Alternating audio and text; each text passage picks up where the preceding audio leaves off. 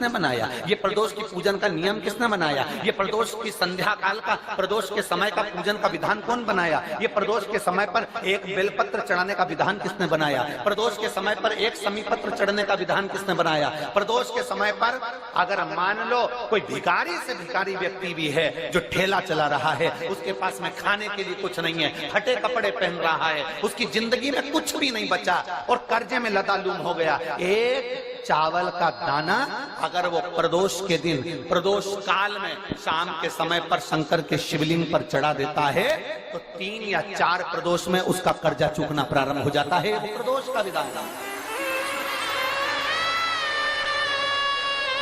इतना ये प्रदोष का वर्णन करा किसने? इतना प्रदोष की महत्वता बताई किसने? कौन करे इतना वर्णन? अगर प्रदोष की महत्वता बताने वाला कोई है, इसीलिए मेरे शंकर भगवान माता सती को लेकर कुंभज ऋषि के यहाँ, अगस्त ऋषि के यहाँ कथा सुनने के लिए गए थे, क्योंकि उनके बराबर कोई शंकर के महत्व को बता नहीं सकता और प्रदोष के महत्व को नहीं बता सकता। सती मैया को प्रदोष का महत्व बताने के लिए शंकर सती जी को लेकर कुंभज बाबा के यहाँ गए थे, अगस्त ऋषि के, कि प्रदोष के महत्व को तो जानो सती तुम प्रदोष के महत्व को तो सती जानो, तुम प्रदोष के महत्व को तो सती पहचानो कि प्रदोष का महत्व क्या होता है, प्रदोष काल का महत्व क्या होता है, प्रदोष के समय का महत्व क्या होता है। जिस समय पर सूरज डूब रहा हो, चंद्र प्रकाशित हो रहा हो, दोनों का मेल हो रहा हो, ना तो पूरा सूरज डूबा है, न पूरा चंद्र आया है, न पूरा अंधेरा है, न पूरा उजाला है, उस समय को प्रदोष काल कहा गया, उस समय को प्रदोष का समय कहा,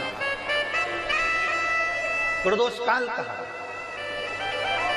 अब कई लोग हमसे कहते हैं गुरुजी आप हमको प्रदोष का समय बताया करो कि प्रदोष काल किसको कहते हैं, प्रदोष का समय किसको कहते हैं।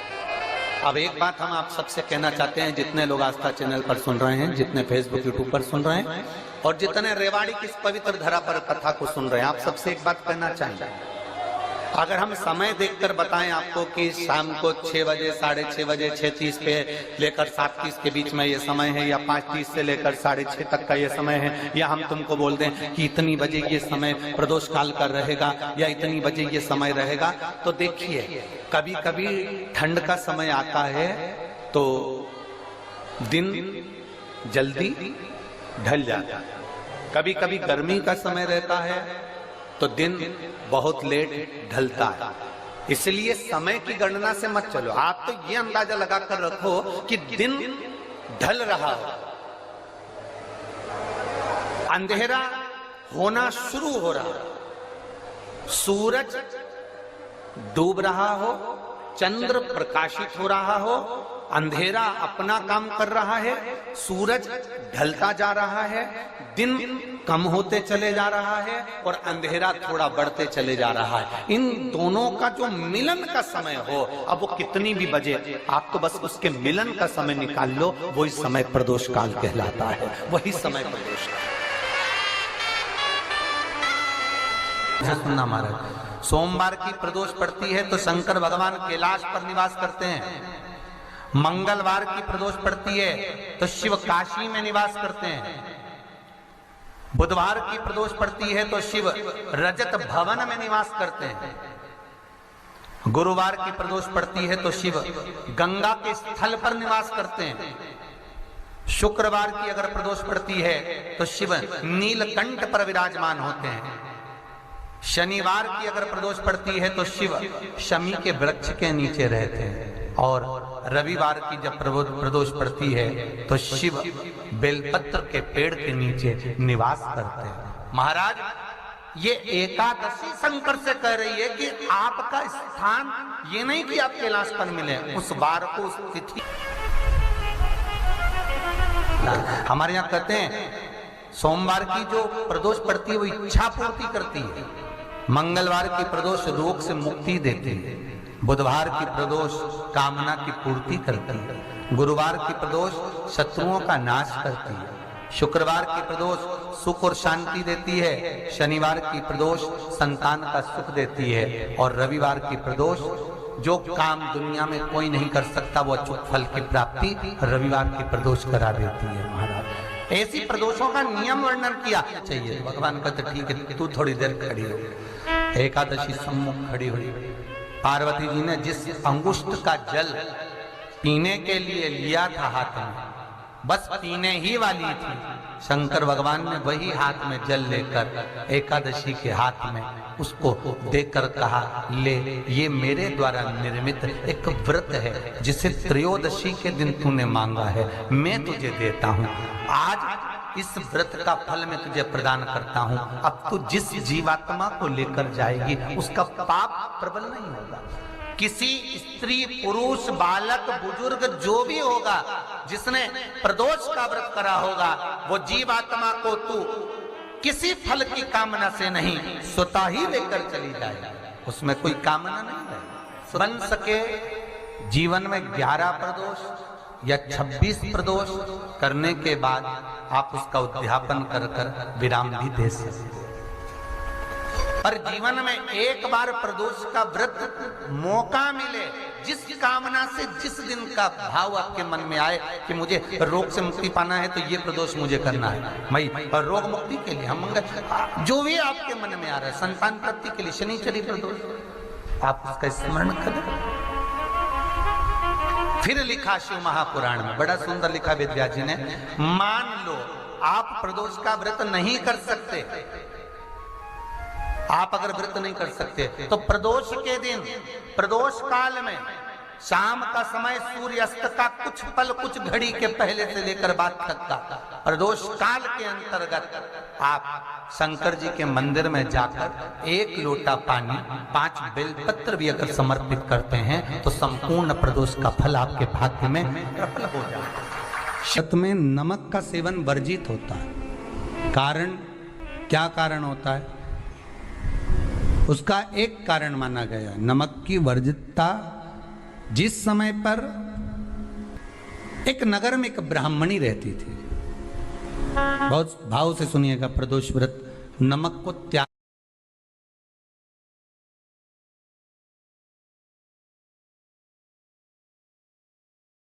त्यागने का भाव प्रदोष व्रत की किताब में भी मिल जाएगा आपको, आप पढ़ेंगे तो सुना होगा आपने। एक ब्राह्मणी रहती थी एक नगर में, उसका पति नहीं था, छोटा सा बालक एक साथ में रहता, छोटा सा बालक। अब ब्राह्मण के घर की धर्म पत्नी है, ब्राह्मण कर्मकांड करने वाला, पूजन करने वाला, पाठ करने वाला, अनुष्ठान करने वाला, पूजन करने वाला, मंत्र जाप करने वाला, भगवत भक्ति में डूबने वाला। ब्राह्मण तो चले गया, ब्राह्मणी बच्चे के साथ रह रही, क्या करे वो, अकेली निवास कर रही है, अकेली रह रही है। और ब्राह्मणी बच्चे के साथ भ्रमण करती रहती, घूमती, कहीं कहीं दर दर जाकर कुछ भिक्षा को मांग कर लेकर आ जाती, और भिक्षा लाने के बाद में उस भिक्षा को जब लेकर आती तो अपने बच्चे को भी खिलाती और स्वयं भी उसका पान करती। एक दिन ब्राह्मणी भ्रमण करते करते प्रदोष काल के समय पर शिव मंदिर में प्रवेश करी। प्रदोष काल के समय पर और शंकर मंदिर में जब प्रवेश करा, प्रदोष काल किसको कहते हैं? सूर्य अस्त हो रहा हो, रात्रि प्रवेश कर रही हो, दोनों का जब मिलन हो रहा हो वो प्रदोष काल कहलाता। दोनों का जब मिलन हो रहा, सूर्यास्त हो रहा हो, रात्रि अपना चरण बढ़ाने के लिए आगे बढ़ रही हो और दोनों का जब मिलन हो रहा है वो प्रदोष काल है, वो प्रदोष का समय है। ब्राह्मणी मंदिर में प्रवेश कर रही है। जब ब्राह्मणी मंदिर में प्रवेश करी, मंदिर के अंदर पहुंची, प्रदोष काल का समय था, प्रदोष का समय चल रहा था। और प्रदोष काल के उस समय में, प्रदोष काल के उस समय में जब ब्राह्मणी ने देखा कि कोई भगवान की भक्ति में लगा हुआ है, भगवान के रस तत्व में डूबा हुआ है। आज ब्राह्मणी के पास में कुछ पदार्थ नहीं है, अपने बच्चे का पेट भरने के लिए कोई सामग्री नहीं है, और कुछ आस लेके वो प्रवेश करिए, कुछ आस लेकर वो अंदर प्रवेश कर जाती है। कोई ऋषि की पत्नी, कोई ब्राह्मण जन की अर्धांगिनी उस प्रदोष के समय पर शंकर का अभिषेक पूजन कर रही थी, भगवान शिव की आराधना कर रही थी, भगवान की भक्ति में डूबी हुई थी। जब भगवान शिव की आराधना में डूबी हुई है, आराधना कर रही है, इस काल में वहां पर पड़ी हुई कुछ वस्तु को इस ब्राह्मणी ने मांग लिया। मेरे बालक को बहुत भूख लगी है, मेरा बच्चा बड़ा भूखा है, इसके भोजन लेते से कहा इसमें तो स्वाद नहीं है, इसमें स्वाद नहीं है। उस ब्राह्मणी ने बड़ा सुंदर एक संवाद कहा। घर का जो बड़ा होता है ना, घर का जो बड़े होता है, घर का बुजुर्ग जो होता है, घर का जो प्रथम स्थल प्राप्त करने वाला, मेन कुर्सी पर अच्छी जगह पर जो बैठने वाला होता है ना, ब्राह्मणी कहती है वो कभी किसी वस्तु में ऐब नहीं देखता, मिनक नहीं निकालता। तो अन्नकूट की तारीख पे इनका नाम लिख लो, और अगला अन्नकूट आए तब दोनों की दशा देखना। एक जो चुपचाप खाकर चले गया, भगवान के प्रसाद को प्रसाद मानकर, प्रभु का दर्शन मानकर लेकर चले गया, वो उन्नति की सीढ़ी पर चढ़ता चले गया, और जो मिनक निकालता रहा वो साल भर खटर पटर की जिंदगी जीता रहा। भगवान के प्रसाद में कभी भी ध्यान रखिएगा, भगवान के प्रसाद के अंतर्गत स्वाद की कोई मूलता नहीं होती। भगवान का प्रसाद स्वयं स्वाद है। भगवान के प्रसाद में नमक नहीं देखना, मिर्ची नहीं देखना, भगवान के प्रसाद में शक्कर नहीं देखना, भगवान के प्रसाद में कुछ ये नहीं देखना कि कितना माल डला, कितना घी, कितना बादाम, कितना काजू, कितना इलायची डला। हाँ, यहां तक शास्त्र का स्वाद देखी थी ना, ये आपका एक जन्म का नहीं है, ये ना जाने कितने जन्म का है। ब्राह्मणी के मस्तिष्क में बैठ गया, ब्राह्मणी के उस पुकाना वो बक्कल में नहीं अक्कल में बैठ गया कि ये स्वाद नहीं देखना। इसलिए प्रदोष व्रत के अंतर्गत ब्राह्मणी ने उस दिन से विचार कर लिया कि जैसे आप पूजन कर रही हो, जैसे आप अर्चना कर रही हो, जैसे आप आराधना कर रही हो, ऐसी आराधना, ऐसी पूजन, ऐसी भक्ति में भी करूंगी, ऐसी आराधना में भी करूंगी। अब मैं स्वाद नहीं देखूंगी। तो प्रदोष व्रत करने वाले को ध्यान रखना चाहिए कि नमक का सेवन ना करे, भोजन ना करे, फलाहार करिए, फल का आहार करिए, प्रयास करिए। और यदि आपने व्रत का ले लिया भोजन का कि हम तो एक टाइम फलाहार करेंगे, एक टाइम भोजन करेंगे, ऐसा भी कई लोग प्रदोष ले लेते हैं, तो वो बात आपकी है, आप तक रखो, ठीक है, अपने मन तक। ठीक है, बाबा आपकी मनोकामना पूर्ण करे, वो भी भाव रखो। अरे भगवान को धन्यवाद दो कभी कभी कि तूने अच्छे घर में पैदा किया, अच्छा परिवार दिया, अच्छा पति दिया, अच्छी पत्नी दी, अच्छे बच्चे दिए, अच्छा कुटुंब दिया, घर दिया, दुकान दी, जमीन जायदाद दी, शरीर अच्छा दिया, हाथ पैर आंख नाक मुंह सब बढ़िया दिया, एक के भी निपटा के नहीं भेजा तूने। मान लो एक आध निपटा के भेज देता तो क्या झगड़ा करने ऊपर जाते? एक ही कान देता और एक गायब कर देता तो यहां से चिपका देता, तो क्या कर लेते?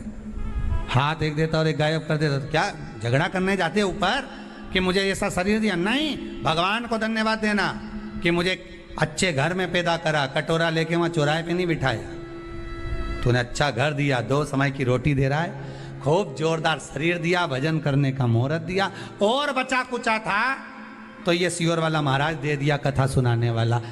शाम के समय पर प्रदोष काल में बेलपत्री के पेड़ के नीचे, चाहे शंकर के मंदिर के दरवाजे पर या शिव मंदिर में, अगर आप प्रदोष के दिन दिया लगाते हो, सोमवार के दिन दिया लगाते हो, तो ऐसा कोई व्यक्ति नहीं जिसको मेरे देवाधिदेव महादेव, मेरा विश्वनाथ भंडार नहीं भरता हो। खा लेता है जो शंकर के मंदिर को संभाल लेता है, उसके घर को और उसके परिवार को स्वयं महादेव संभाल लेता है, स्वयं महादेव।